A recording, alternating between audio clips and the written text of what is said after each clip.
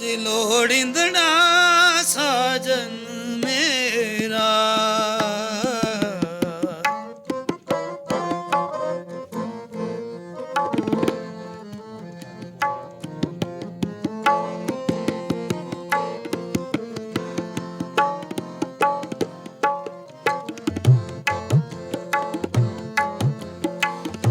लोड़िंदड़ा साजन मेरा लोड़िंदड़ा साजन मेरा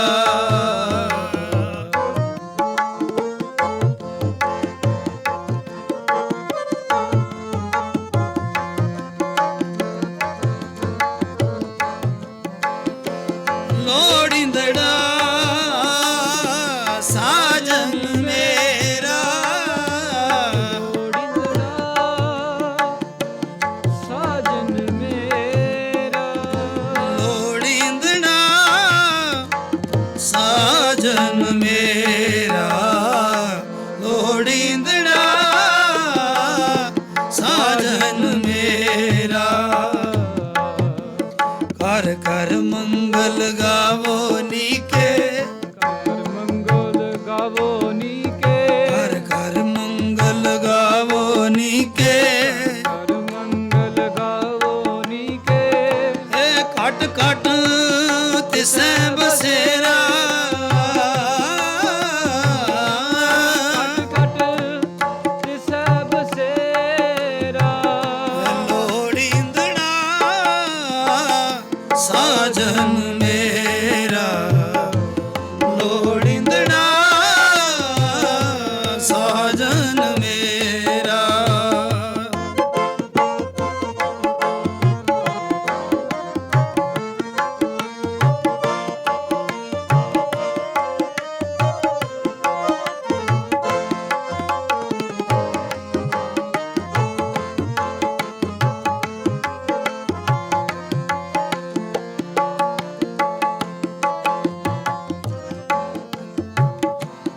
सुख आराधन दुख आराधन सुख आराधन दुख आराधन सुख आराधन दुख आराधन बिसरना काहू बेरा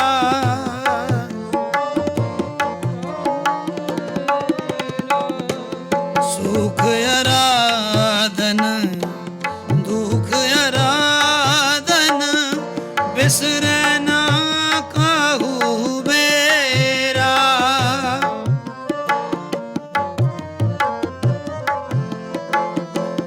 नाम जपद गोड सूर उजारा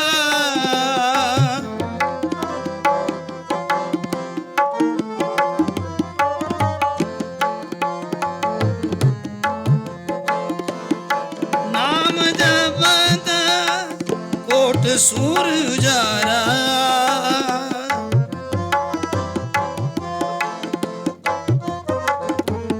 ओ नाम जपद कोट सूर उजारा बिन से परम अंधेरा परम अंधेरा बिन से परम अंधेरा लोड़िंदड़ा साजन मेरा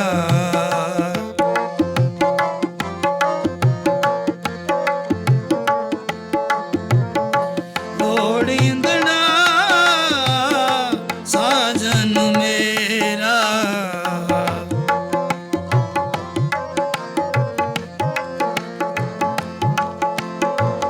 कर कर मंगल गावो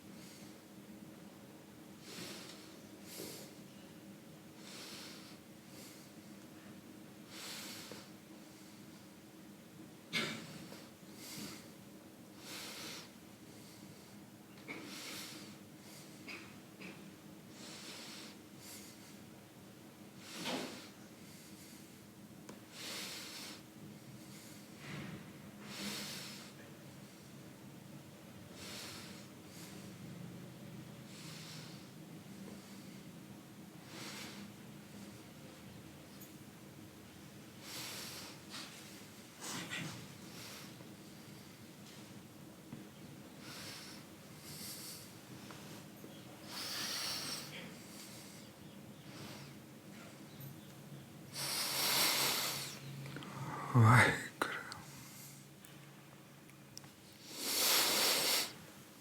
ਇੱਕ ਓੰਕਾਰ ਸਤਿਨਾਮ ਕਰਤਾ ਪੁਰਖ ਨਿਰਭਉ ਨਿਰਵੈਰ ਅਕਾਲ ਮੂਰਤ ਅਜੂਨੀ ਸੈਭੰ ਗੁਰ ਪ੍ਰਸਾਦ ਜਪ ਆਦਿ ਸੱਚ ਜੁਗਾਦਿ ਸੱਚ ਹੈ ਵੀ ਸੱਚ ਨਾਨਕ ਹੋਸੀ ਵੀ ਸੱਚ।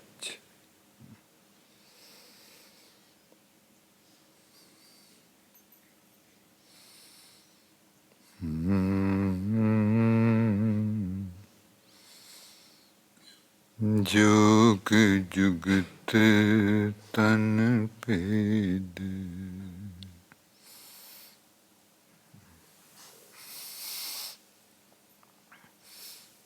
ਜੀ ਸਾਰੀ ਸੰਗਤ ਨੂੰ ਬਹੁਤ ਜ਼ਰੂਰੀ ਕਿ ਆਪਾਂ ਇੱਕ ਦੂਸਰੇ ਤੋਂ ਫਾਸਲਾ ਰੱਖਣਾ ਹਰ ਵਕਤ।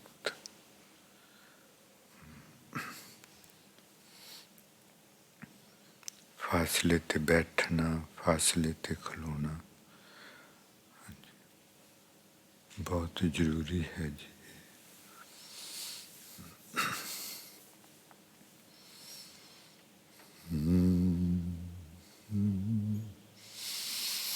हुण भी जे कोई बहुत लागे बैठे तो उठ के प्लीज थोड़ा फासला बना लीजिए जी।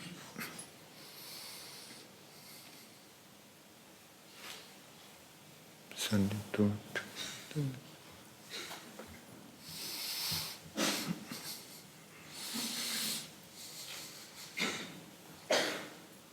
मेहरबानी जी, मेहरबानी।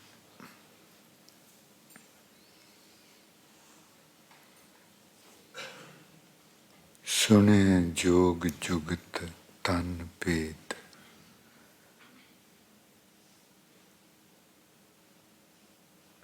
शरीर दे भेद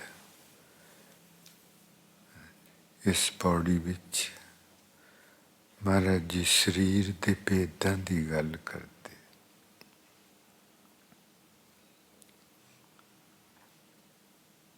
In this stanza Maharaj ji talks about the secrets concealed inside.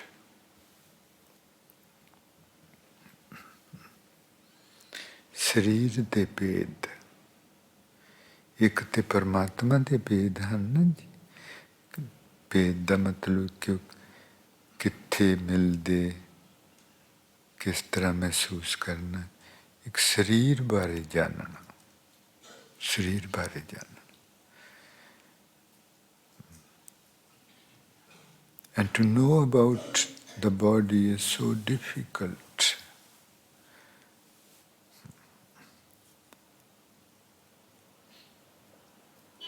We can only know about our bodies as much as God reveals to a man called doctor. Man or women, as we know, are immaterial. कि जो परमात्मा डॉक्टरां नूं साइंसदानां नूं दिखाउंदा है सिर्फ उन्ने क भेद दा आपां नूं पता लग सकदा।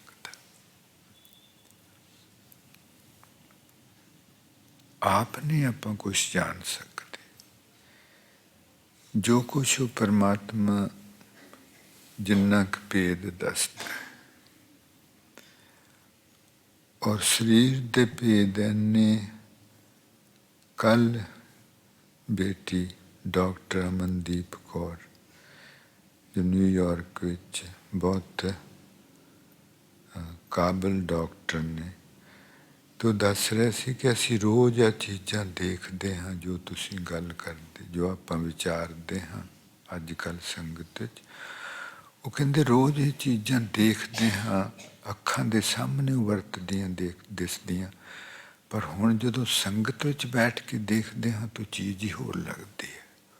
ਉਹ ਕਹਿੰਦੇ ਕਦੀ ਸਮਝ ਹੀ ਨਹੀਂ ਆਈ ਸੀ, ਰੋਜ਼ ਦੇਖਦੇ ਹਾਂ ਉਹਨਾਂ ਚੀਜ਼ਾਂ ਨੂੰ, ਕਿਸ ਤਰ੍ਹਾਂ ਹਵਾ ਅੰਦਰ ਹਵਾ ਵਾਲੀ ਨਾਲੀ ਵਿੱਚੋਂ ਜਾਂਦੀ, ਫਿਰ ਅੱਗੇ ਉਹਦੀਆਂ ਦੋ ਹੁੰਦੀਆਂ, ਫਿਰ ਉਹ ਬਹੁਤ ਹੀ ਸ਼ਾਖਾਂ ਬਣਦੀਆਂ, ਉਹ ਫੇਫੜਿਆਂ 'ਚ ਜਾਂਦੀਆਂ।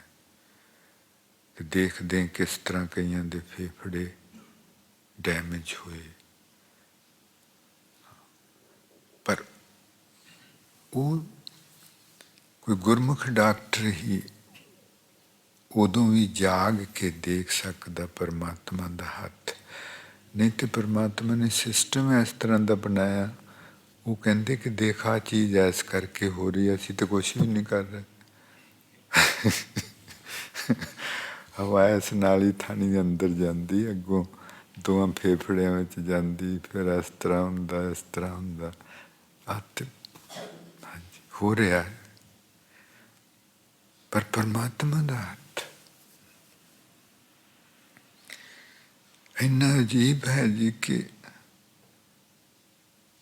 ਇੱਕ ਬਚਨ ਜੋ ਮਹਾਰਾਜ ਜੀ ਕਰਦੇ ਕਿ ਸੁਣਿਆ ਸਾਸ ਸਾਸ ਸਿਮਰੋ ਗੋਬਿੰਦ। ਇੱਕ ਸਵਾਸ ਦੀ ਗੱਲ ਕੀਤੀ ਹੈ ਕਿ ਸਵਾਸਾਂ ਦੇ ਨਾਲ ਸਿਮਰਨ ਕਰਨਾ। ਹੁਣ ਜੇ ਆਪਾਂ ਨੂੰ ਸਵਾਸਾਂ ਦੀ ਸਮਝ ਨਹੀਂ ਹੈ ਤੇ ਸਿਮਰਨ, ਜੇ ਆਪਾਂ ਨੂੰ ਸਵਾਸਾਂ ਦੀ ਸਮਝ ਨਹੀਂ ਹੈ ਤੇ ਸਿਮਰਨ ਹੋ ਨਹੀਂ ਸਕਦਾ। ਔਰ ਸਵਾਸਾਂ ਨੂੰ ਸਮਝਣਾ ਹੀ ਇੰਨਾ ਮੁਸ਼ਕਲ। ਆਪਾਂ ਮੋਟਾ ਮੋਟਾ ਸਵਾਸਾਂ ਨੂੰ ਹੀ ਸਮਝਣ ਦੀ ਕੋਸ਼ਿਸ਼ ਕਰ ਰਹੇ ਹਾਂ। In Maharaj's utterance that do meditation while staying with your breathing system. In order to do this, we have to have basic knowledge about our breathing system, which doctors don't have any knowledge about this. ਇਸ ਚੀਜ਼ ਨੂੰ ਸਮਝਣਾ ਜੀ, ਡਾਕਟਰਾਂ ਨੂੰ ਸਵਾਸ ਬਾਰੇ ਬਿਲਕੁਲ ਹੀ ਕੁਝ ਪਤਾ ਨਹੀਂ। ਹੈਰਾਨੀ ਦੀ ਗੱਲ ਹੋ, ਉਹਨਾਂ ਨੂੰ ਦਿਲ ਬਾਰੇ ਕੁਝ ਨਾ ਕੁਝ ਪਤਾ ਹੈ, ਪਰਮਾਤਮਾ ਨੇ ਦੱਸਿਆ। ਫੇਫੜਿਆਂ ਬਾਰੇ ਕੁਝ ਨਾ ਕੁਝ ਪਤਾ ਹੈ, ਗੁਰਦਿਆਂ ਬਾਰੇ ਕੁਝ ਨਾ ਕੁਝ ਪਤਾ ਹੈ, ਪਰ ਸਵਾਸਾਂ ਬਾਰੇ ਕਦੀ ਕੋਈ ਡਾਕਟਰ ਨਾ ਗੱਲ ਕਰਦਾ, ਨਾ ਉਹਨਾਂ ਨੂੰ ਪਤਾ ਹੈ ਚੀਜ਼ ਕੀ ਹੈ, ਵਰਤਦੀ ਕਿਸ ਤਰ੍ਹਾਂ।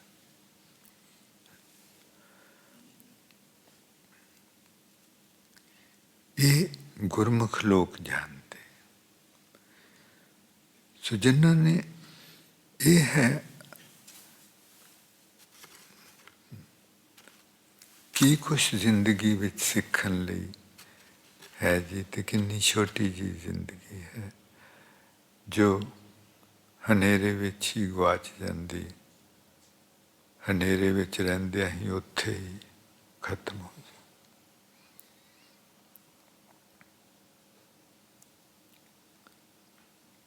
Doctors only see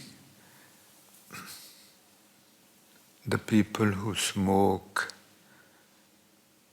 and inhale gases, that their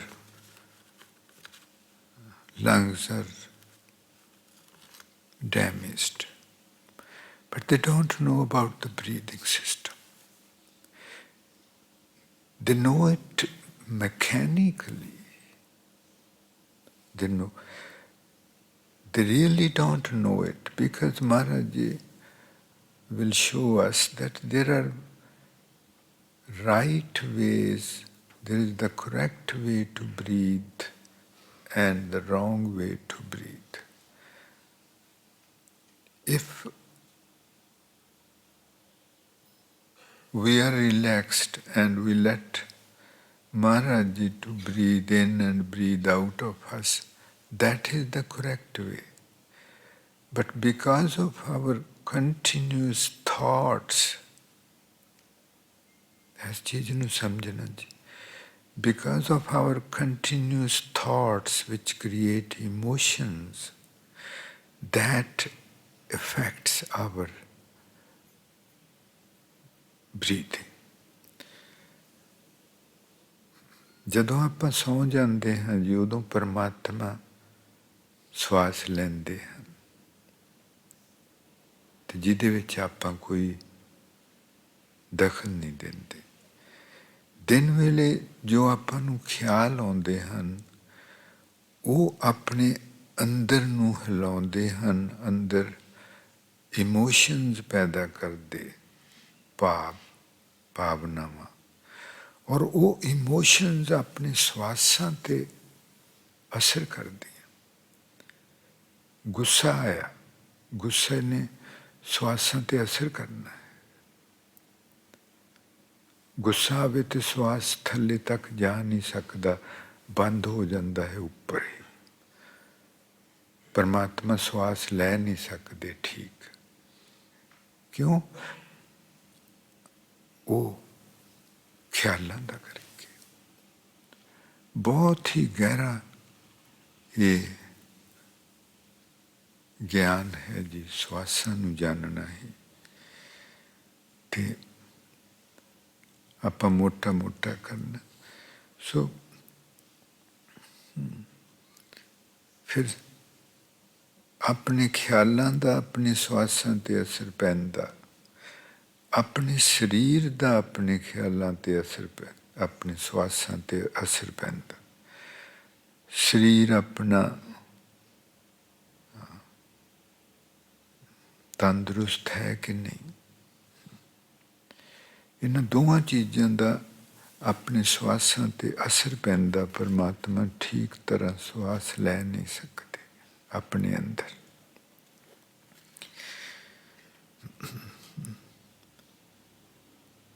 ਜਦੋਂ ਇਹ ਹਰ ਇੱਕ ਚੀਜ਼, ਕੋਈ ਚੀਜ਼ ਵੀ ਸ਼ੁਰੂ ਕਰੋ ਤਾਂ ਇੰਨਾ ਪਰਮਾਤਮਾ ਨੂੰ ਮਹਿਸੂਸ ਕਰਨਾ ਜੀ, ਪਲੀਜ਼ ਹਿਰਦੇ 'ਚ। Please let us feel Maharajji's presence in the Hirda, coming up to the throat. ਉੱਪਰ ਤੱਕ ਮਹਾਰਾਜ ਜੀ ਆਉਂਦੇ, ਗਲੇ ਤੱਕ ਮਹਿਸੂਸ ਕਰ।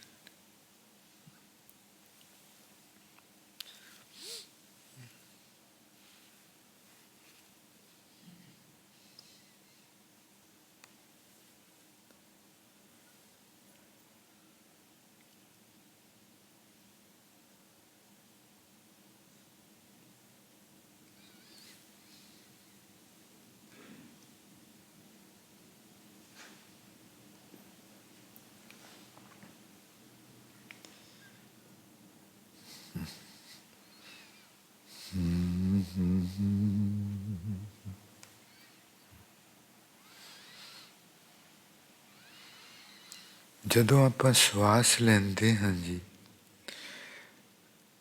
ਤੇ ਪਰਮਾਤਮਾ ਨੇ ਆਪਣੀ ਛਾਤੀ ਨੂੰ ਪੇਟ ਨਾਲੋਂ ਅਲੱਗ ਰੱਖਿਆ ਹੈ, ਕਿਉਂਕਿ ਸਭ ਤੋਂ ਕੀਮਤੀ ਗੁਰਦੇ ਜੋ ਗਰਦਨ ਤੋਂ ਹੇਠਾਂ, ਸਭ ਤੋਂ ਕੀਮਤੀ ਪੁਰਜੇ ਆਪਣੇ ਜੋ ਗਰਦਨ ਤੋਂ ਹੇਠਾਂ ਹਨ, ਉਹ ਛਾਤੀ ਵਿੱਚ।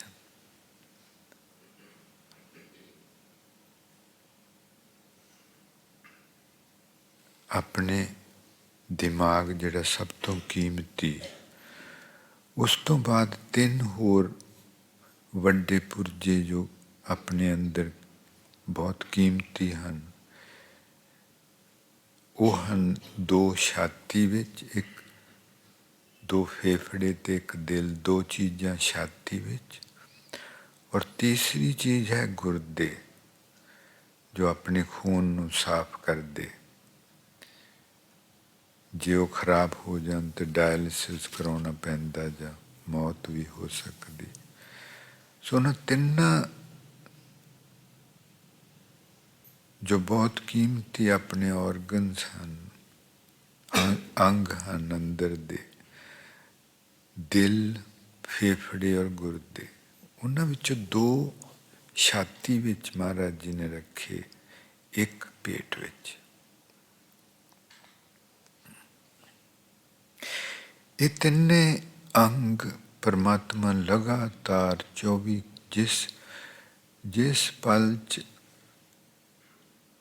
ਬੱਚਾ ਇਸ ਦੁਨੀਆ ਵਿੱਚ ਦਾਖਲ ਹੁੰਦਾ ਤੇ ਉਹ ਪਹਿਲਾ ਸਾਹ ਲੈਂਦਾ, ਉਹ ਪਹਿਲੇ ਸਾਹ ਤੋਂ ਲੈ ਕੇ ਆਖਰੀ ਸਵਾਸ ਤੱਕ ਇਹ ਤਿੰਨੇ ਚੀਜ਼ਾਂ ਪਰਮਾਤਮਾ ਲਗਾਤਾਰ ਚਲਾਉਂਦੇ ਰਹਿੰਦੇ। ਕਦੀ ਇਹ ਤਿੰਨੇ ਚੀਜ਼ਾਂ ਆਰਾਮ ਨਹੀਂ ਕਰਦੀਆਂ 1 ਸਕਿੰਟ ਵੀ, ਨਾ ਦਿਲ, ਨਾ ਫੇਫੜੇ, ਨਾ ਗੁਰਦੇ।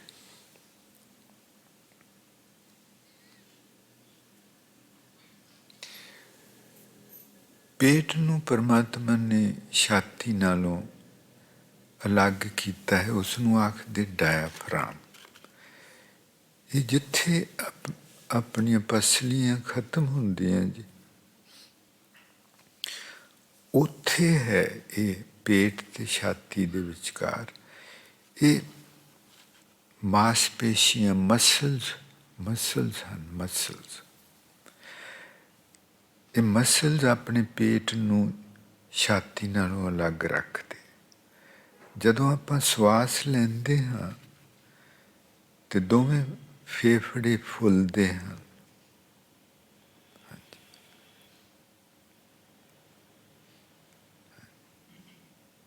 Maharaj ji, I was saying that the 3 inner organs of our bodies, which never stop even for a moment, from the time our first breath to our last breath, are the heart, lungs, and kidneys. God keeps them working 24 hours a day. They are must for our survival. ਇਹਨਾਂ ਤਿੰਨਾਂ ਤੋਂ ਬਿਨਾਂ ਆਪਾਂ ਜੀਂਦੇ ਨਹੀਂ ਰਹਿ ਸਕਦੇ। ਦਿਲ ਤੋਂ ਬਿਨਾਂ ਬਿਲਕੁਲ ਨਹੀਂ, ਹਾਂਜੀ, 1 ਸਕਿੰਟ ਵੀ ਨਹੀਂ। ਫੇਫੜਿਆਂ ਤੋਂ ਬਿਨਾਂ ਥੋੜ੍ਹੀ ਦੇਰ। ਕਿਡਨੀਜ਼ ਥੋੜਾ ਸਮਾਂ ਉਹਨਾਂ ਨੇ।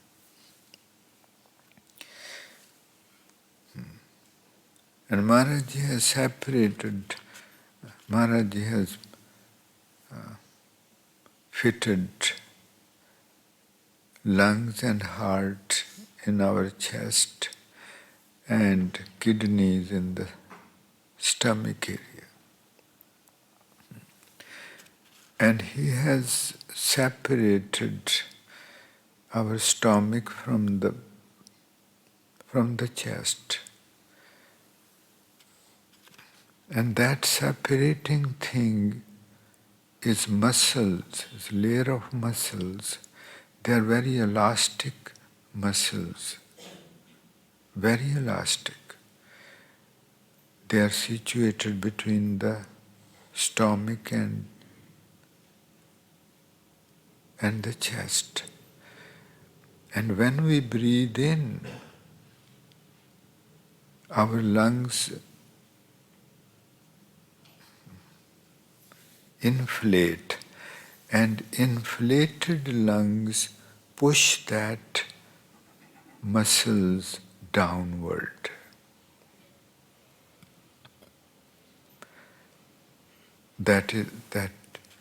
Those muscles are called diaphragm. They are very elastic.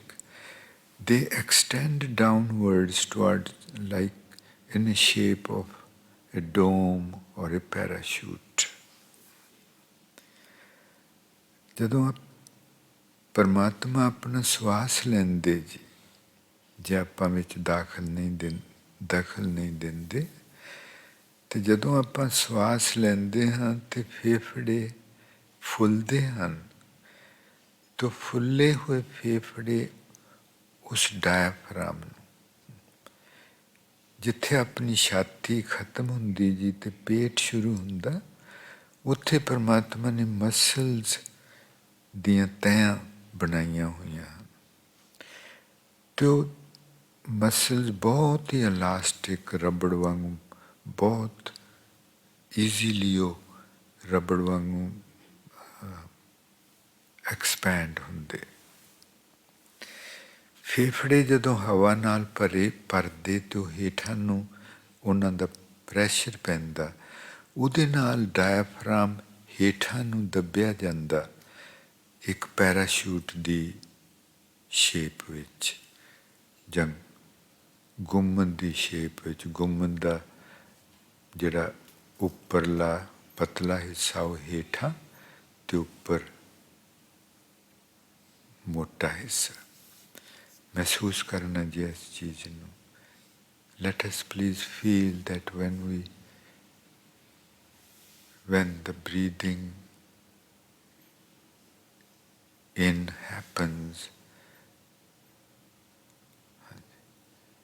ਮਹਿਸੂਸ ਕਰਨਾ ਕਿ ਜਦੋਂ ਆਪਾਂ ਸਵਾਸ ਲੈਂਦੇ ਤੇ ਫੇਫੜੇ ਫੁੱਲਦੇ ਔਰ ਉੱਥੇ ਉਹ ਡਾਇਆਫਰਾਮ ਹੇਠਾਂ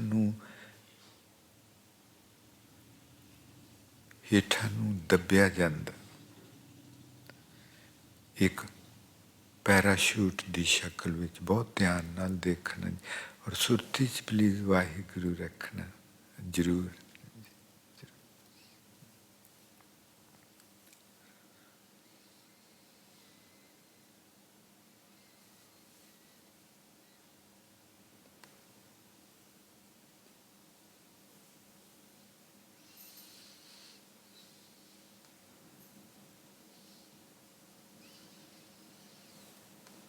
ਸਿੱਧਾ ਪਲੀਜ਼, ਸਿੱਧੇ ਬੈਠਣਾ ਜੀ।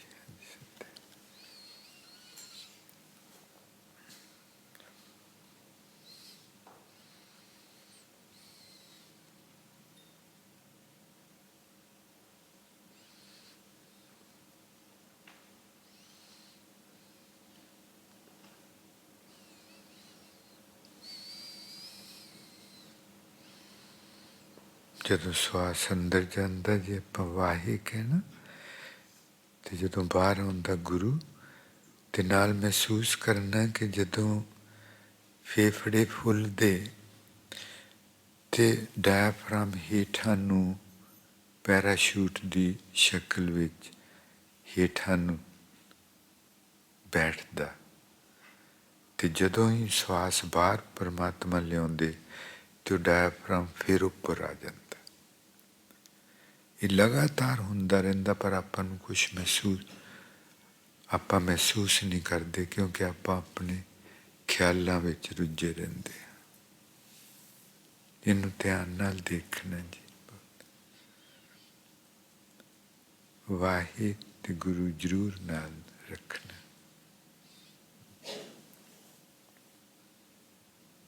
ਇਹ ਸਵਾਸਾਂ ਨਾਲ ਸਿਮਰਨ ਹੈ। ਜਿੱਥੇ ਉਹਦਾ ਹੱਥ ਦਿਸਦਾ ਪਰਮਾਤਮਾ ਦਾ ਵਰਤ ਰਿਹਾ।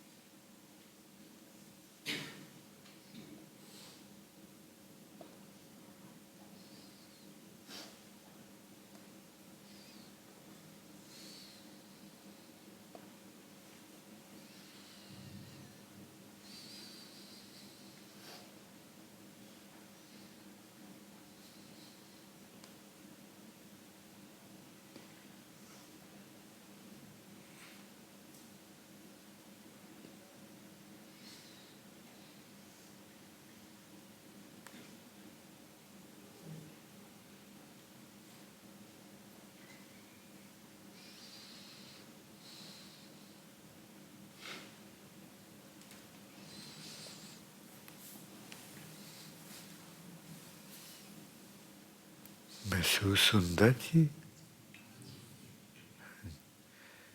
ਜਿਨ੍ਹਾਂ ਨੂੰ ਨਹੀਂ ਹੁੰਦਾ ਹੋਰ ਧਿਆਨ ਨਾਲ ਪਲੀਜ਼ ਦੇਖਣਾ ਜੀ।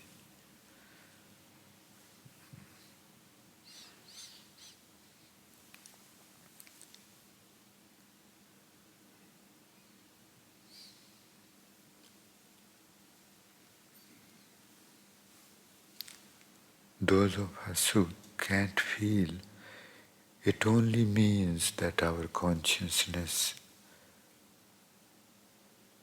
is outside. कि बाहर नाल ज़्यादा बज्जी हुई है. Please feel the diaphragm being pushed downward and then coming back up as the lungs inflate and deflate.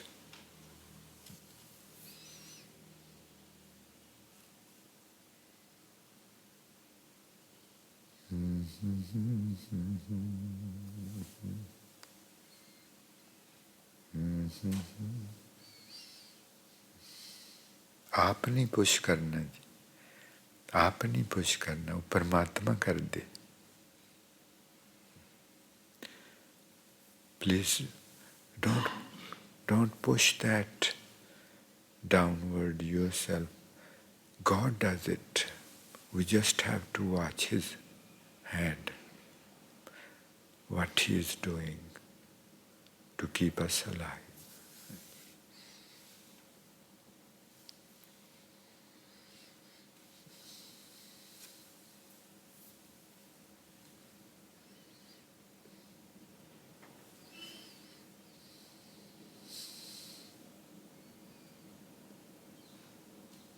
ਉਹ diaphragm ਹੇਠਾਂ ਨੂੰ ਨਾਭੀ ਵੱਲ ਨੂੰ in the shape of an arch or dome.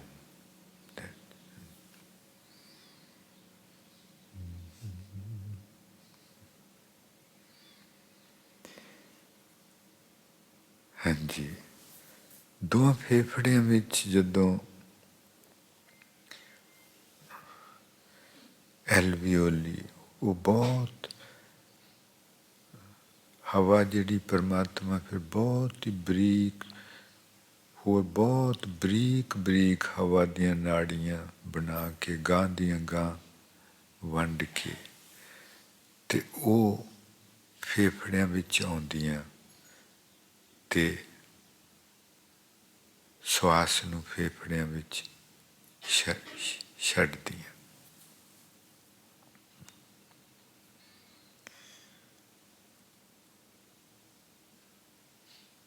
ਕੱਲ੍ਹ ਆਪਾਂ ਦੇਖਿਆ ਸੀ ਕਿ ਜਿਹੜੇ ਲੋਕ ਸਮੋਕ ਕਰਦੇ, ਉਹਨਾਂ ਦੀਆਂ ਉਹ ਸਾਹ ਵਾਲੀਆਂ ਅਤਿਅੰਤ ਬਰੀਕ ਨਾਲੀਆਂ ਜਿਹੜੀਆਂ ਐਲਵੀਓਲੀਜ਼, ਉਹ ਸੜ ਜਾਂਦੀਆਂ, ਫਟ ਜਾਂਦੀਆਂ. ਉਸ ਤੰਬਾਕੂ ਦੇ ਵਿੱਚ, ਉਸ ਧੂਏਂ ਦੇ ਵਿੱਚ ਹੁੰਦੀ ਹੈ ਜੀ ਕਾਰਬਨ ਮੋਨੋਆਕਸਾਈਡ. ਇਸ ਚੀਜ਼ ਨੂੰ ਆਪਾਂ ਸਾਰਿਆਂ ਜ਼ਰੂਰ ਸਮਝਣਾ ਤੇ ਯਾਦ ਰੱਖਣਾ. ਤੰਬਾਕੂ ਜਦੋਂ ਉਹ ਇਨਹੇਲ ਕਰਦੇ, ਅੰਦਰ ਨੂੰ ਖਿੱਚਦੇ ਧੂਆਂ, ਉਸ ਧੂਏਂ ਦੇ ਵਿੱਚ ਕਾਰਬਨ ਮੋਨੋਆਕਸਾਈਡ ਨਾਂ ਦੀ ਇੱਕ ਗੈਸ ਹੁੰਦੀ. ਉਹ ਗੈਸ ਹੀ ਇਹ ਸਾਹ ਦੀਆਂ ਨਾਲੀਆਂ ਨੂੰ ਖਤਮ ਕਰ ਦਿੰਦੀ, ਜਿਹੜੀਆਂ ਸਾਹ ਦੀਆਂ ਨਾਲੀਆਂ ਸਾਹ ਨੂੰ ਫੇਫੜਿਆਂ ਵਿੱਚ ਲੈ ਕੇ ਜਾਂਦੀ. ਉਹੀ ਚੀਜ਼ ਕਾਰਾਂ ਦੇ ਧੂਏਂ ਵਿੱਚੋਂ ਨਿਕਲਦੀ ਹੈ ਜੀ. ਇਸ ਨੂੰ ਸਮਝਣਾ ਜੀ, ਜਿਸ ਨੂੰ ਪੋਲਿਊਸ਼ਨ ਆਖਦੇ. ਉਹੀ ਚੀਜ਼ ਫੈਕਟਰੀਆਂ ਦੇ ਧੂਏਂ ਚੋਂ, ਕਾਰਾਂ ਦੇ ਧੂਏਂ ਵਿੱਚੋਂ ਉਹੀ ਕਾਰਬਨ ਮੋਨੋਆਕਸਾਈਡ ਨਿਕਲਦੀ. ਜਦੋਂ ਆਪਾਂ ਉਸ ਸਾਹ ਲੈਂਦੇ ਹਾਂ, ਉਹ ਕਾਰਾਂ ਦੇ ਧੂਏਂ ਵਾਲਾ, ਫੈਕਟਰੀਆਂ ਦੇ ਵਿੱਚ ਧੂਏਂ ਵਾਲਾ, ਤੇ ਉਹੀ ਤੰਬਾਕੂ ਵਾਲੀ ਕਾਰਬਨ ਮੋਨੋਆਕਸਾਈਡ ਆਪਣੇ ਸਵਾਸ ਵਿੱਚ ਜਾਂਦੀ. ਤੇ ਉਸੇ ਤਰ੍ਹਾਂ ਇਸ ਕਰਕੇ ਫਿਰ ਜੋ ਜਿਹੜੇ ਲੋਕ ਭਾਵੇਂ ਤੰਬਾਕੂ ਨਹੀਂ ਵਰਤਦੇ, ਪਰ ਉਹ ਧੂਏਂ ਵਾਲੀ ਜਗ੍ਹਾ 'ਚ ਰਹਿੰਦੇ ਜਾਂ ਕੰਮ ਕਰਦੇ, ਤੇ ਉਹਨਾਂ ਨੂੰ ਵੀ ਉਹੀ ਪ੍ਰੋਬਲਮ ਹੁੰਦੀ. ਤੇ ਬਹੁਤ ਆਪਾਂ ਧਿਆਨ ਰੱਖਣਾ ਜੀ ਕਿ ਜਿੱਥੇ ਬਹੁਤ ਗਾੜਾ ਪੋਲਿਊਸ਼ਨ ਹੁੰਦਾ, ਬਹੁਤ ਕਾਰਾਂ ਦਾ, ਉੱਥੋਂ ਬਹੁਤ ਬਚ ਕੇ ਬਚਣਾ ਉਸ ਜਗ੍ਹਾ ਤੋਂ।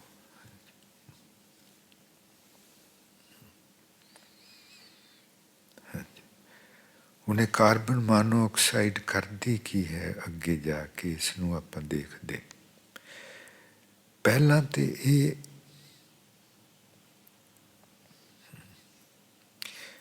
ਤੇ ਇੱਥੇ ਸਾਹ ਵਾਲੀਆਂ ਨਾਲੀਆਂ ਨੂੰ ਇਹ ਖਤਮ ਕਰ ਦਿੰਦੀ, ਜਿਹੜੀਆਂ ਕਿ ਫੇਫੜੇ 'ਚ ਲੈ ਕੇ ਆਉਂਦੀਆਂ ਸੀ।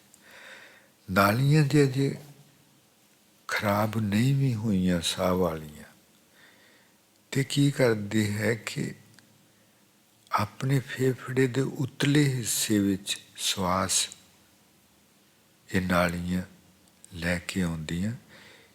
ਫੇਫੜਿਆਂ ਦੇ ਹੇਠਲੇ ਹਿੱਸੇ ਵਿੱਚ ਖੂਨ ਹੈ, ਪਰਮਾਤਮਾ ਨੇ ਰੱਖਿਆ ਹੋਇਆ। ਖੂਨ ਦੇ ਵਿੱਚ ਇੱਕ ਪ੍ਰੋਟੀਨ, ਉਹ 4 ਤਰ੍ਹਾਂ ਦੇ ਪ੍ਰੋਟੀਨ ਦੀਆਂ ਵੀ ਗਾਂ ਫਿਰ ਕਿਸਮਾਂ ਹਨ। 4 ਤਰ੍ਹਾਂ ਦੇ ਪ੍ਰੋਟੀਨ ਨਾਲ ਉਹ ਫਿਰ ਇੱਕ ਪ੍ਰੋਟੀਨ ਆਪਣੇ ਬਲੱਡ ਵਿੱਚ ਹੁੰਦਾ, ਖੂਨ ਵਿੱਚ। ਉਸ ਪ੍ਰੋਟੀਨ ਦੇ ਨਾਲ ਲੋਹਾ ਚੰਬੜਿਆ ਹੁੰਦਾ। ਜਦੋਂ ਡਾਕਟਰ ਕਹਿੰਦੇ ਨਾ ਕਿ ਤੇਰੇ ਵਿੱਚ ਲੋਹੇ ਦੀ, ਆਇਰਨ ਦੀ ਕਮੀ ਹੋ ਗਈ, ਇਸ ਨੂੰ ਸਮਝਣਾ ਕੀ ਹੁੰਦਾ।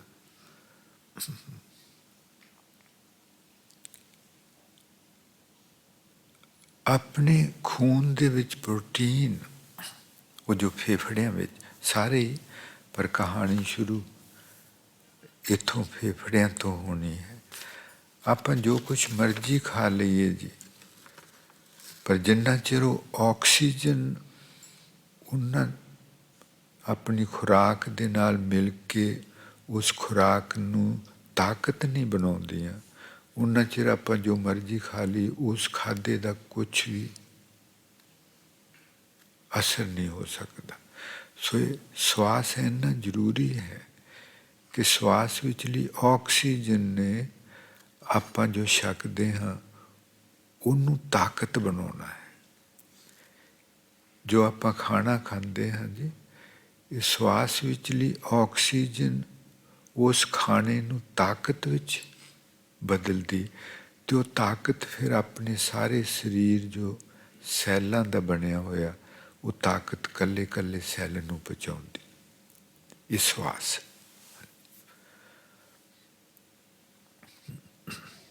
ਹਜ਼ਾਰਾਂ ਚੀਜ਼ਾਂ ਨਾਲ ਜੁੜੀਆਂ ਹੋਈਆਂ, ਇੱਕ ਦੇ ਨਾਲ ਦੂਜੀ, ਪਰ ਆਪਾਂ ਮੋਟਾ ਮੋਟਾ ਵਿਚਾਰਨਾ।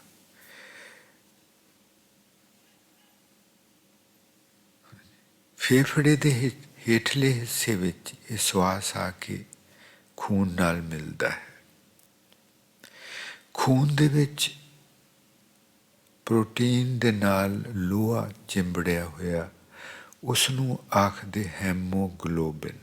ਉਹ ਖੂਨ ਦੇ ਵਿੱਚ ਹੁੰਦਾ।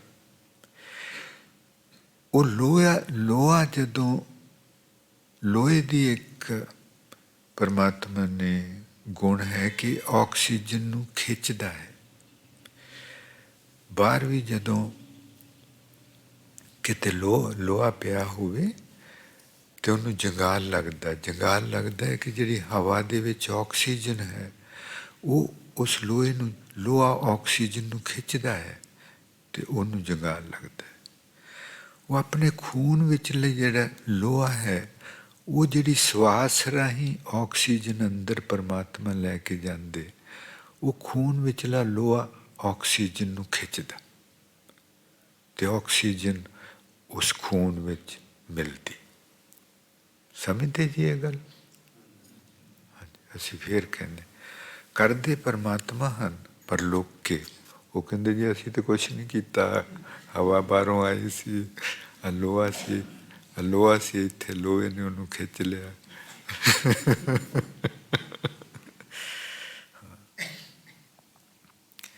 ਔਰ ਜਦੋਂ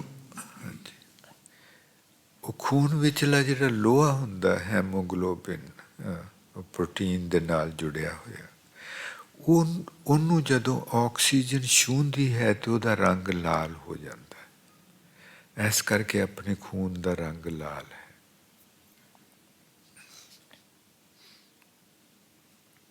ਹੈਮੋਗਲੋਬਿਨ ਦਾ ਕਰਕੇ। ਉਹ ਹੈਮੋਗਲੋਬਿਨ ਪਰਮਾਤਮਾ ਨੇ ਇਸ ਕਰਕੇ ਬਣਾਈ ਹੋਈ ਕਿ ਉਹ ਹੈਮੋਗਲੋਬਿਨ ਜਿਹੜੀ ਚੀਜ਼ ਹੈ ਉਹ ਫਿਰ ਸਾਰੇ ਇਹ ਜੋ ਬਾਹਰੋਂ ਆਕਸੀਜਨ ਆਈ ਇਹਨੂੰ ਲੈ ਕੇ ਉਹਨੇ ਸਾਰੇ ਸਰੀਰ ਦੇ ਵਿੱਚ ਜਾਣਾ ਹੈ ਤੇ ਖੁਰਾਕ ਨੂੰ ਸ਼ਕਤੀ ਦੇ ਵਿੱਚ ਬਦਲਣਾ, ਤਾਕਤ ਦੇ ਵਿੱਚ, ਤੇ ਫਿਰ ਉਹ ਤਾਕਤ ਹਰ ਇੱਕ ਸੈੱਲ ਨੂੰ ਪਹੁੰਚਾਉਣੀ। ਇੱਕ ਤੇ ਇਹ ਕੰਮ ਇਹਦਾ ਸਵਾਸ ਦਾ। ਦੂਸਰਾ ਕਿ ਇਸ ਹੈਮੋਗਲੋਬਿਨ ਇਹ ਜਿਹਦੇ ਵਿੱਚ ਆਕਸੀਜਨ ਮਿਲੀ ਹੋਈ, ਇਹ ਹੁਣ ਉਹ ਪਰਮਾਤਮਾ ਇੱਥੋਂ ਆਕਸੀਜਨ ਮਿਲਿਆ ਹੋਇਆ ਖੂਨ ਫੇਫੜਿਆਂ ਵਿੱਚੋਂ ਲੈਂਦੇ ਤੇ ਸਾਰੇ ਸਰੀਰ ਵਿੱਚ ਉਹਨੂੰ ਲੈ ਕੇ ਜਾਂਦੇ, ਤੇ ਜਿੱਥੋਂ ਜਿੱਥੋਂ ਦੀ ਵੀ ਲੈ ਕੇ ਜਾਂਦੇ ਆਪਣੇ ਖੂਨ ਦੇ ਵਿੱਚ ਕਾਰਬਨ ਡਾਈਆਕਸਾਈਡ ਬਣੀ ਹੁੰਦੀ ਤੇ ਆਪਣੇ ਸਾਰੇ ਖੂਨ ਦੇ ਵਿੱਚ ਆਕਸੀਜਨ ਪਾਈ ਜਾਂਦੇ, ਆਕਸੀਜਨ ਪਾਈ ਜਾਂਦੇ। ਜਦੋਂ ਫਿਰ ਪਰਮਾਤਮਾ ਜਦੋਂ ਸਵਾਸ ਅੰਦਰ ਲੈ ਕੇ ਜਾਂਦੇ ਸਾਰੇ ਸਰੀਰ ਵਿੱਚ, ਸਾਰੇ ਸਰੀਰ ਵਿੱਚ ਜਦੋਂ ਸਵਾਸ ਪਹੁੰਚ ਜਾਂਦਾ ਹੈ, ਆਕਸੀਜਨ ਪਹੁੰਚ ਜਾਂਦੀ ਹੈ, ਫਿਰ ਵਾਪਸੀ ਤੇ ਪਰਮਾਤਮਾ ਉਸੇ ਖੂਨ ਵਿੱਚੋਂ ਜੋ ਕਾਰਬਨ ਡਾਈਆਕਸਾਈਡ ਬਣੀ ਹੋਈ ਸੀ, ਉਸੇ ਖੂਨ ਵਿੱਚੋਂ ਕਾਰਬਨ ਡਾਈਆਕਸਾਈਡ ਬਾਹਰ ਲੈ ਆਉਂਦੇ ਤੇ ਫੇਫੜਿਆਂ ਦੇ ਵਿੱਚ ਛੱਡਦੇ। ਫੇਫੜਿਆਂ ਦੇ ਉੱਪਰਲੇ ਹਿੱਸੇ ਵਿੱਚ ਉਹ ਕਾਰਬਨ ਡਾਈਆਕਸਾਈਡ ਆ ਜਾਂਦੀ। ਉਹ ਨਾਲੀਆਂ ਜਿਹੜੀਆਂ ਸਵਾਸ ਲੈ ਕੇ ਅੰਦਰ ਆਈਆਂ ਸੀ, ਉਹੀ ਹੁਣ ਜਿਹੜੀਆਂ ਨਾਲੀਆਂ ਆਕਸੀਜਨ ਅੰਦਰ ਲੈ ਕੇ ਆਈਆਂ ਸੀ, ਉਹੀ ਹੁਣ ਕਾਰਬਨ ਡਾਈਆਕਸਾਈਡ ਵਾਪਸ ਲੈ ਕੇ ਜਾਂਦੀਆਂ। ਕਾਰਬਨ ਡਾਈਆਕਸਾਈਡ ਇੱਕ ਤਰ੍ਹਾਂ ਦਾ ਜ਼ਹਿਰ ਹੈ।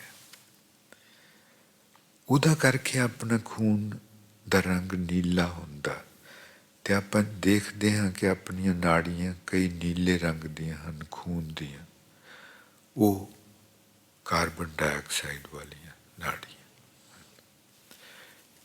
ਸੋ ਹਰ ਇੱਕ ਸਵਾਸ ਦੇ ਨਾਲ ਪਰਮਾਤਮਾ ਇੰਨਾ ਕੁਛ ਕਰਦੇ।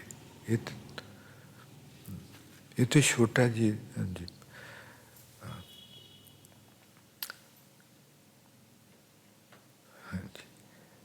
ਆਪਣਾ ਸਰੀਰ ਜੋ ਹੈ ਡਾਇਫਰਾਮ ਨੂੰ ਮਹਿਸੂਸ ਕਰਦੇ ਰਹਿਣਾ ਜੀ। ਡਾਇਫਰਾਮ ਨੂੰ ਪਰਮਾਤਮਾ ਜਦੋਂ I was saying that Maharaj Ji takes the oxygen which has just arrived in the lungs, and that oxygen is attracted to the iron cell which are contained in the protein. ਆਪਾਂ ਸੁਣਿਆ ਹੋਣਾ ਕਿ protein ਦੇ ਵਿੱਚ ਲੋਹਾ ਹੁੰਦਾ, ਸੁਣਿਆ ਨਾ ਜੀ? ਲੋਕੀ ਕਹਿੰਦੇ, ਡਾਕਟਰ ਕਹਿੰਦੇ ਕਿ ਮੀਟ ਖਾਇਆ ਕਰ, ਇਹਦੇ ਵਿੱਚ ਲੋਹਾ ਹੁੰਦਾ। ਸਬਜ਼ੀਆਂ ਦੇ ਵਿੱਚ ਜਿੰਨੀਆਂ ਹਰੇ ਰੰਗ ਦੀਆਂ ਸਬਜ਼ੀਆਂ, ਉਹਨਾਂ ਸਾਰਿਆਂ ਦੇ ਵਿੱਚ ਲੋਹੇ ਦਾ ਰੰਗ ਕਰਕੇ ਹੀ ਉਹਨਾਂ ਦਾ ਰੰਗ ਹਰਿਆ ਹੈ।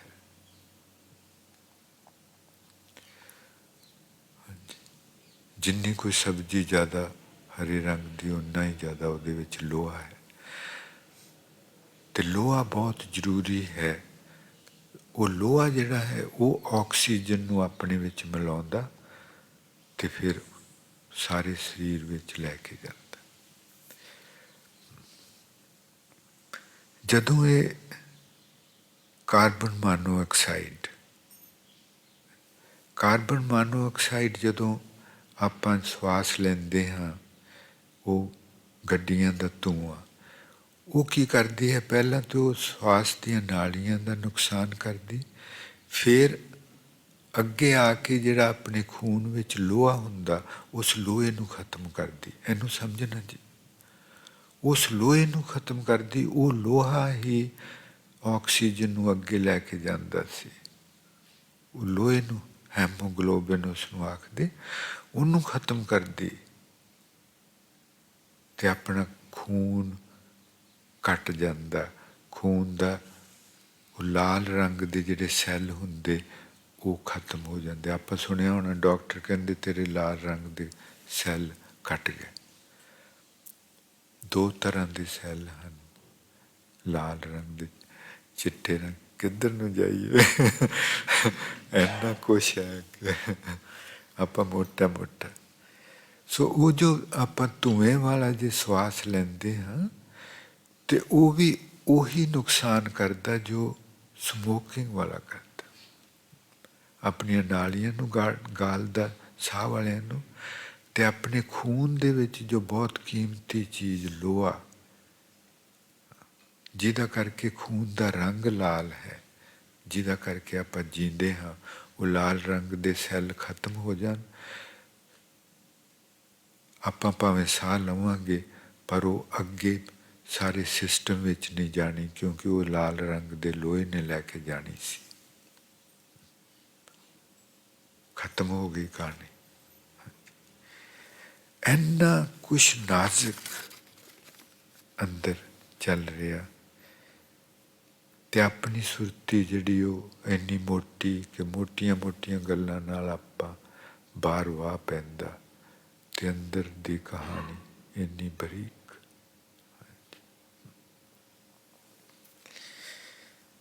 ਹਾਂਜੀ, ਇੱਕ ਚੀਜ਼ ਹੋਰ ਮਹਿਸੂਸ ਕਰਦੇ ਰਹਿਣਾ ਜੀ ਪਰਮਾਤਮਾ ਨੂੰ।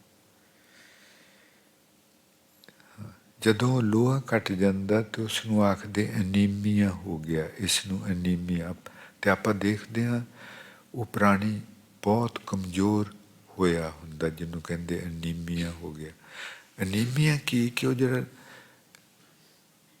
ਲੋਹਾ ਸੀ ਆਪਣੇ ਖੂਨ ਦੇ ਵਿੱਚ, ਉਹ ਉਸ ਧੂੰਏਂ ਨੇ, ਪੋਲਿਊਸ਼ਨ ਨੇ ਉਹ ਖਤਮ ਕਰ ਦਿੱਤਾ। ਹੁਣ ਆਪਣੇ ਖੂਨ ਦੇ ਵਿੱਚ ਆਕਸੀਜਨ ਨਹੀਂ ਜਾ ਸਕਦੀ, ਖੂਨ ਆਪਣਾ ਸਾਫ਼ ਨਹੀਂ ਹੋ ਸਕਦਾ, ਖੂਨ ਗੰਦਾ ਹੋ ਰਿਹਾ ਹੈ, ਖੂਨ ਬਣ ਨਹੀਂ ਰਿਹਾ, ਕਮਜ਼ੋਰੀ ਆ ਰਹੀ।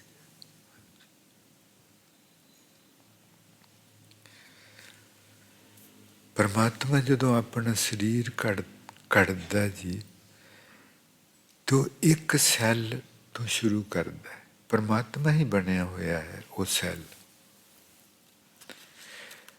बहुत ही छोटी वो खुर्दबीन, बहुत पावरफुल खुर्दबीन नाल दिसदा है सैल एक।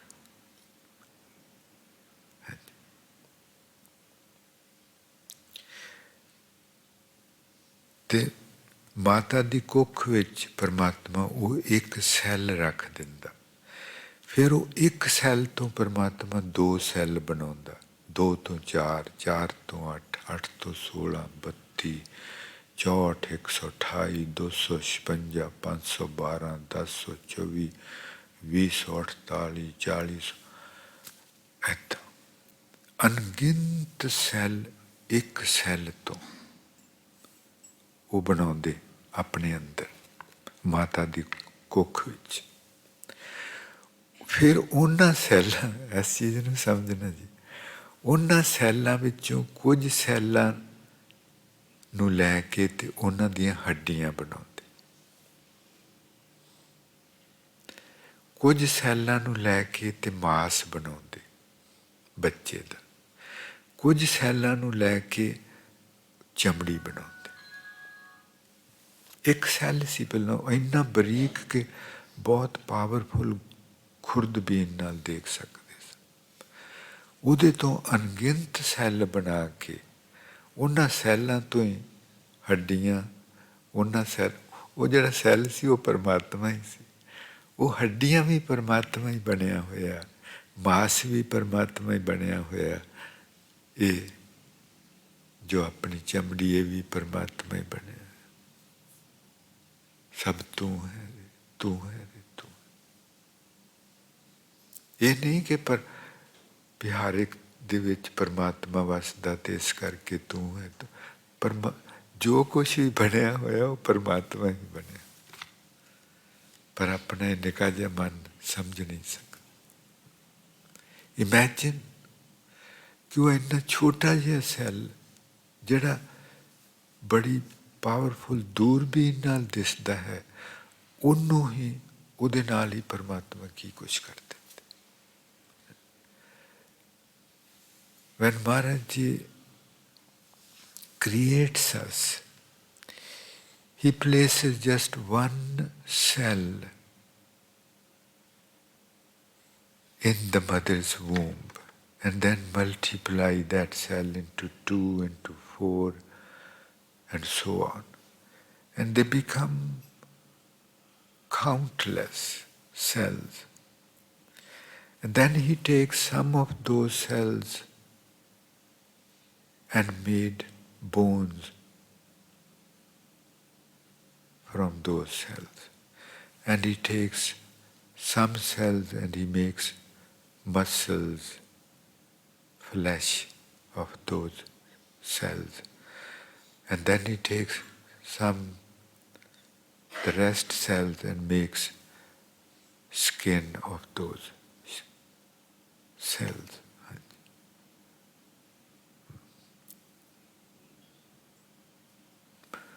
ਕਹਿੰਦੇ ਆਪੇ ਸਾਜੇ ਆਪੇ ਰੰਗੇ, ਜਿਨ੍ਹਾਂ ਜੋ ਆਪਾਂ ਵਿਚਾਰਦੇ ਇਹਨਾਂ ਨੂੰ ਕੜੀ ਮੁੜੀ ਸੁਣਨਾ ਚਾਹੀਦਾ। ਆਪਾਂ ਨੂੰ ਜਿਉਂ-ਜਿਉਂ ਆਪਣੇ ਅੰਦਰ ਬਾਰੇ ਪਤਾ ਲੱਗੂ ਤਿਉਂ-ਤਿਉਂ ਅੰਦਰ ਵਿਚਲੇ ਮੰਦਰ ਬਾਰੇ ਆਪਾਂ ਨੂੰ ਸਤਕਾਰ ਬਣੂਗਾ ਕਿ ਇਸ ਮੰਦਰ ਵਿੱਚ ਮਾੜੀ ਚੀਜ਼ ਨਹੀਂ ਪਾਉਣੀ, ਇਸ ਮੰਦਰ 'ਚ ਮਾੜੀ ਚੀਜ਼ ਨਹੀਂ ਪਾਉਣੀ। ਤੇ ਇਸ ਨੂੰ ਦੁਬਾਰਾ ਸੁਣਨਾ ਚਾਹੀਦਾ। ਆਪੇ ਸਾਜੇ, I was saying that we should try to become as much familiar with our insides as possible so that we can understand the preciousness of our insides, the temple of God. And then we won't put anything bad inside this temple. May that be air or food, water, ਫਿਰ ਭਾਵੇਂ ਉਹ ਸਾਹ ਲੈਣ ਵਾਲੀ ਹਵਾ ਜਾਂ ਪੀਣ ਵਾਲੀ ਚੀਜ਼, ਖਾਣ ਵਾਲੀ ਚੀਜ਼ ਆਪਾਂ ਜਾਗ ਕੇ ਖਾਵਾਂਗੇ, ਪੀਵਾਂਗੇ, ਸਵਾਸ ਲਵਾਂਗੇ। ਕਹਿੰਦੇ ਆਪੇ ਸਾਜੇ ਆਪੇ ਰੰਗੇ, ਆਪੇ ਨਦਰ ਕਰੇ। ਆਪੋ ਆਪ ਸਾਡਾ ਆਪਣੇ ਸਾਰਿਆਂ ਦਾ ਸਰੀਰ ਕੱਢਦਾ ਹੈ ਪਰਮਾਤਮਾ। ਆਪੇ ਸਾਜੇ ਆਪੇ ਰੰਗੇ, ਫਿਰ ਉਹ ਕਿੰਨਾ ਕੁਛ ਕਰਕੇ ਸਾਜਦਾ, ਫਿਰ ਕਿਸ ਤਰ੍ਹਾਂ ਇਹਨੂੰ ਜੀਂਦਾ ਰੱਖਦਾ, ਫਿਰ ਸੁਰਤੀ ਪਾਈ ਉਹ ਸੁਰਤੀ ਨੂੰ ਪਿਆਰਾ ਨਾ ਰੰਗਦਾ। ਆਪੇ ਸਾਜੇ ਆਪੇ ਰੰਗੇ, ਆਪੇ ਨਦਰ ਕਰੇ, ਜਿਹਦੇ ਤੇ ਮਿਹਰ ਦੀ ਨਦਰ ਕਰੇ ਫਿਰ ਉਹਦੀ ਸੁਰਤੀ ਨੂੰ ਪਿਆਰਾ ਨਾ ਰੰਗਦਾ। Maharaj Ji says God himself creates the human body, establishes that mind-boggling, unthinkable, unknowable inner system, ਅੰਦਰ ਦਾ ਉਹ ਸਿਸਟਮ ਜਿਹਨੂੰ ਸਮਝਿਆ ਨਹੀਂ ਜਾ ਸਕਦਾ ਕਦੀ ਵੀ। ਕਦੀ ਉਹ ਦਿਨ ਨਹੀਂ ਆਊਗਾ ਜੀ ਜਿਸ ਦਿਨ ਆਦਮੀ ਆਪਣੇ ਅੰਦਰ ਨੂੰ समझ सके। क्योंकि जिस दिन ये परमात्मा ने समझन नहीं देना, क्योंकि जिस परमात्मा सब कुछ दिखा दे ये बंदे ने बदल देना। समझते जी? इन्हें कहना आ चीज़ इनू इस तरह करिए, इनू इस तरह करिए, क्योंकि ਇਹਦਾ महाराज जी ਨੂੰ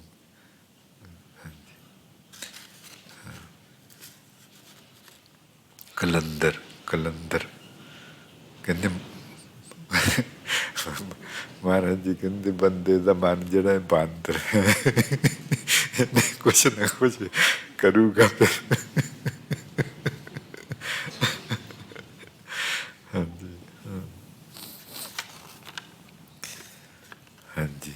आपे साजे, आपे साजे, आपे रंगे, आपे नदर करे। He himself creates our body, the entire system, places the consciousness in it, and then with his grace,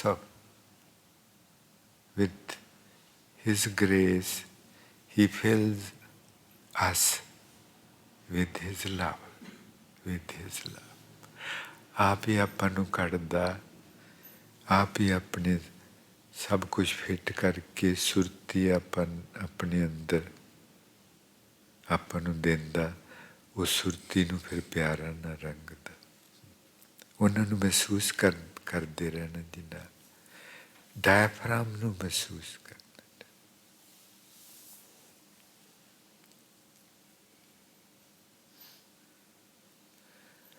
आपे साजे, आपे रंगे, आपे नदर करे,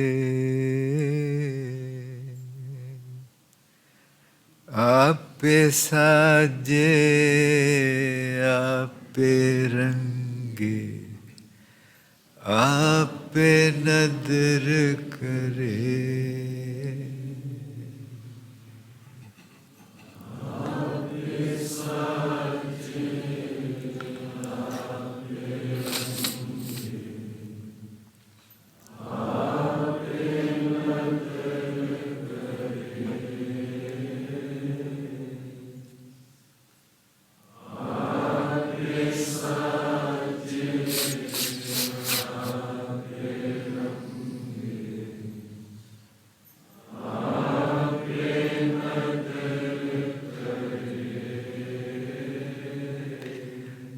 नानक कामण कंत पावे, आपे।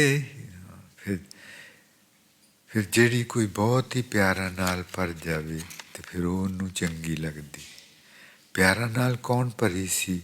ਜਿਨਨੇ ਉਹਨੂੰ ਭਰਨ ਦਿੱਤਾ ਸੀ, ਜਿਹਦੀ ਹਉਮੈ ਪਰਾਂ ਹੋ ਗਈ ਸੀ ਤੇ ਉਹਨੇ ਮੰਗਿਆ ਸੀ ਮੈਨੂੰ ਇਸ਼ਕ ਦੇ, ਗੁਰਮੁਖ ਸੱਚੀ ਆਸ਼ਕੀ। ਨਹੀਂ ਤੇ ਖਿਆਲਾਂ, ਜਿੰਨਾ ਚਿਰ ਖਿਆਲ ਆਉਂਦੇ ਰਹਿੰਦੇ ਹਨ ਆਪਾਂ ਪਰਮਾਤਮਾ ਨੂੰ ਕੁਛ ਜਗ੍ਹਾ ਨਹੀਂ ਬਣਾਉਂਦੇ ਕਿ ਉਹ ਆਪਾਂ ਨੂੰ ਕੁਛ ਦੇ ਸਕੇ।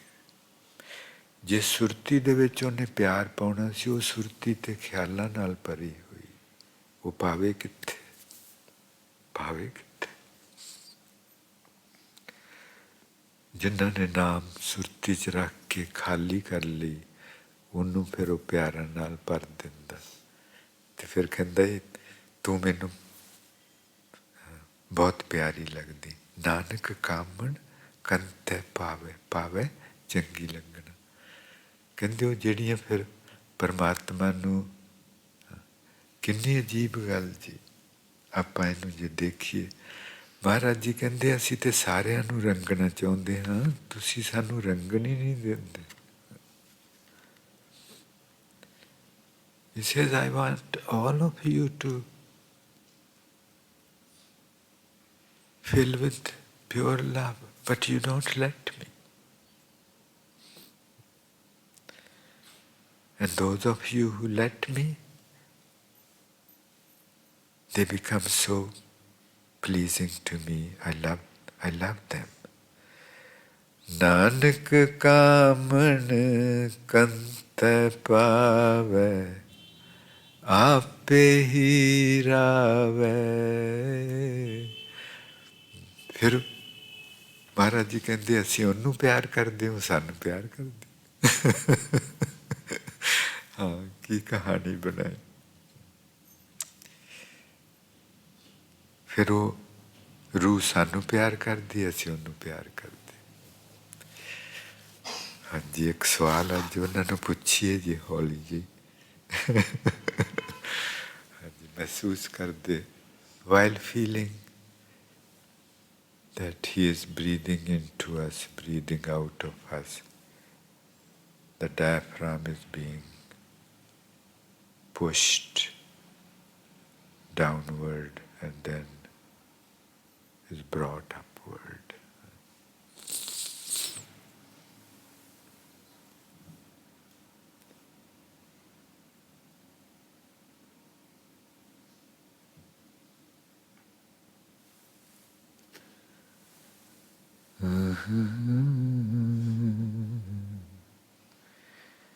जी आप सारे ने प्लीज जरूर फासला रखना हर वक्त ही, सिर्फ इत्थे नहीं, हर वक्त ही, बहुत भी बेसी।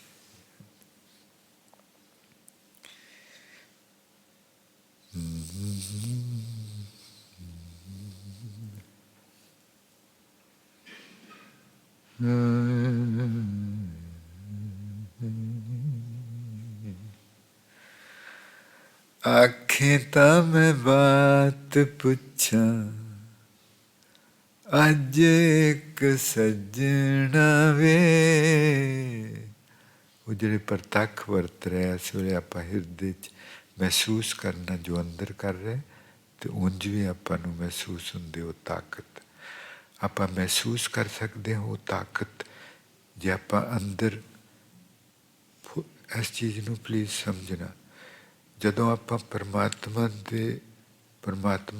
अपने फेफड़ियां नूं फैलाउंदे, उदों ध्यान ना देखिए तो जिहड़ी ताकत हिलदी, वो डांस करदी, वो उत्थे महसूस हो।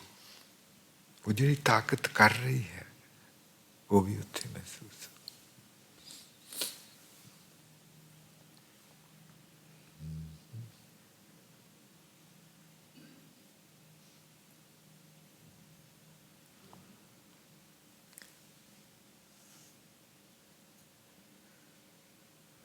आखें तां मैं बात पुछां, अज एक सज्जणा वे।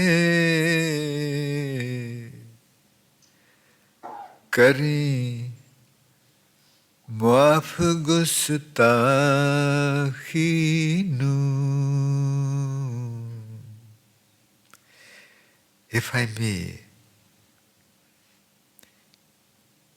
can I ask you something today, please? And if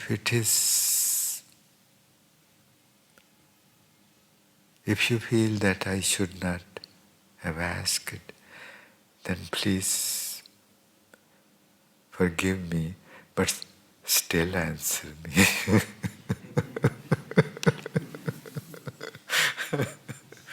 मैं तुहानू अज एक बात पूछन लगी, तो जे तुहानू लगे कि इस तरह दी गल्लां नहीं पूछी दियां, तो माफ़ कर दिओ, पर फिर भी जवाब दिओ। ਉਹਦੇ ਨਾਲ ਰਿਸ਼ਤਾ ਕਿਹੋ ਜਿਹਾ ਬਣਾਉਣਾ, ਪਿਆਰਾਂ ਦਾ, ਆਸ਼ਕੀ ਕੀ ਹੁੰਦੀ। ਆਖੇ ਤਾਂ ਮੈਂ ਬਾਤ ਪੁੱਛਾਂ, ਅੱਜ ਇੱਕ ਸੱਜਣਾ ਵੇ। ਕਰੀ ਮੁਆਫ ਗੁਸਤਾਖੀ ਨੂੰ। आखे तां मैं बात पुछां, अज एक सज्जणा वे। करी मुआफ गुस्ताखी नू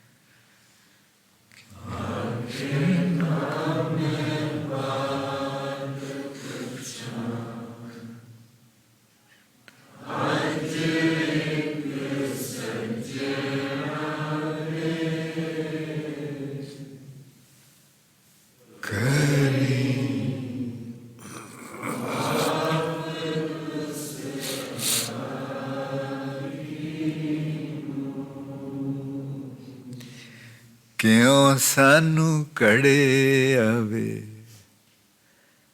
सचो सच दसी चन्ना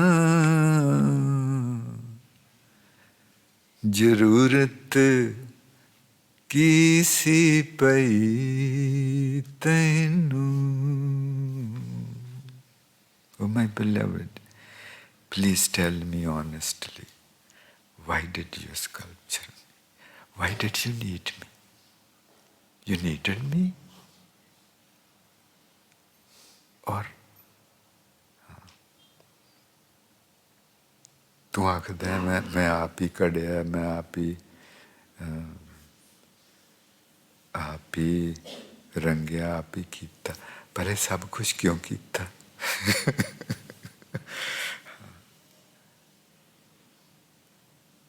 समझदे जी सवाल नूं किसे नूं नहीं पता कि रब ने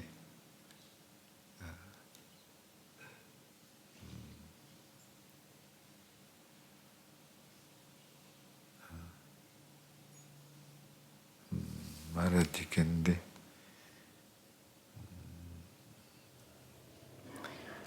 क्या तिस मंत किस तरह लाइन जी कि क्या तिस मंत कि परमात्मा का मंतव की है की सी ये सब कुछ करन दा ना हाँ जी वो देखनी लाइन वो महाराज जी दसते कि जापे ते सारिਆਂ ਨੂੰ नहीं पता पर तुसीं हौली जी मैनू दस दिओ मैं गां नहीं किसी ਨੂੰ दसदी हाँ जी कि क्यों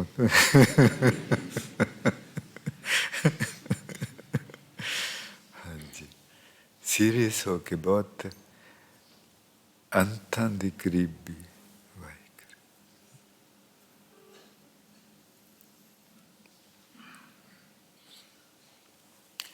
अंतां दी करीबी दा सवाल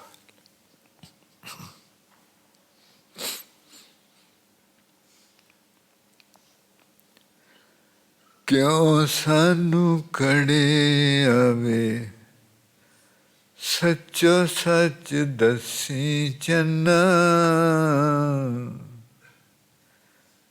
जरूरत की सी पई तैनू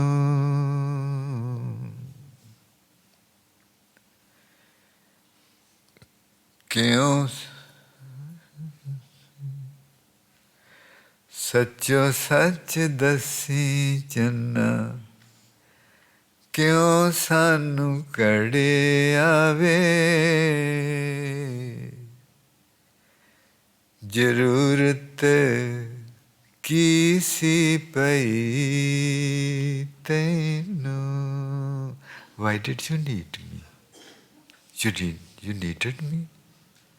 There must be a reason. Please tell me. सच्चो सच दसी चन्ना क्यों सानू कड़े आवे जरूरत की सी पई पई तैनू. मैं तो सुनिया तेन कुछ चाहिदा ही नहीं तो फिर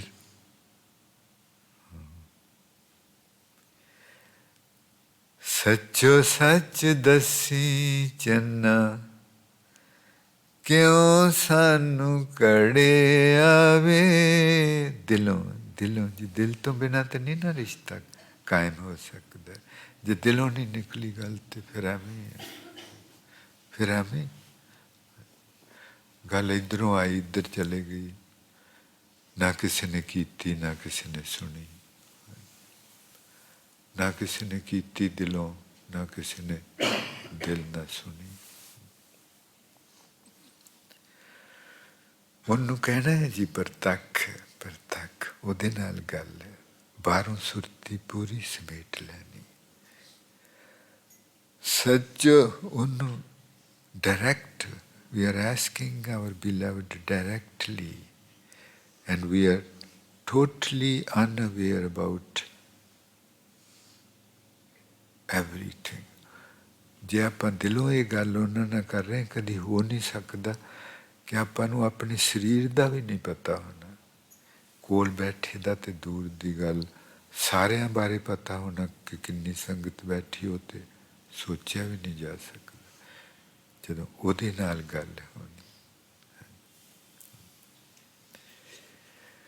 ਸੱਚੋ ਸੱਚ ਦਸੀ ਚੰਨਾ क्यों सानू कड़े आवे जरूरत की सी पई तैनू. क्यों सानू कड़े आवे सच्चो सच दसी चन्ना जरूरत की सी पई तै. What was that? Why I was necessary? Was I necessary for you?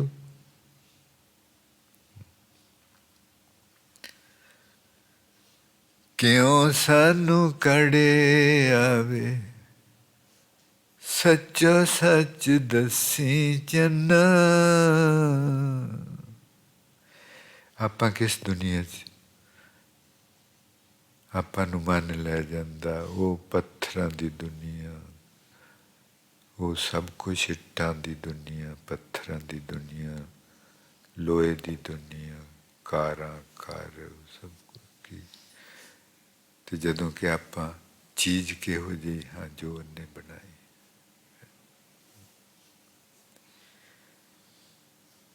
क्यों सानू कड़े आवे सच्चो सच दसी चन्ना जरूरत की सी पई तैनू. क्यों सानू